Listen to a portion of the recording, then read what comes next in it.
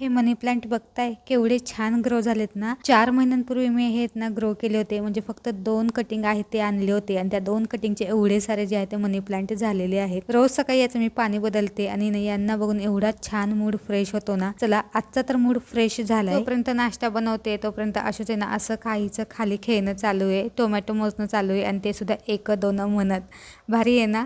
चला आशूवरती काय करतोय माहिती आहे, आज त्याचे ना आवडीचं पनीर बनवले आणि ते त्याला कधी खायला मिळणार असं त्याचं ना काहीसं चालू आहे। आता उन्हाळा सुरू झालेला आहे, त्याच्यामुळे एनर्जी ड्रिंक तर हवंच आणि त्याच्यासोबत काहीतरी स्नॅक्स झालंच पाहिजे। आशूला स्नॅक्स खायला दिला की लगेचच म्हटलं चहा पण ठेवावा आणि एका साईडला माझी स्वयंपाकाची पण तयारी चालू आहे। आशूला खाली खेळायला घेऊन जायचे आणि आज मला चक्क गार्डनमध्ये फणसाचं झाड दिसले। तब्बल 2 वर्षांनी मला हे फणसाचं झाड दिसले आणि फणस पण एवढे छान लागलेले आहेत। कधी खायला मिळतील माहित नाही, जेव्हा मिळतील तेव्हा तुमच्यासोबत नक्की शेअर करेल। पण रिटर्न आल्यानंतर ना गरमागरम चपात्या करून घेतल्यात आणि आता आशूला चारायचे। आता आम्ही पण जेवण करतो, भेटूयात पुढच्या व्हिडिओमध्ये। Bye bye.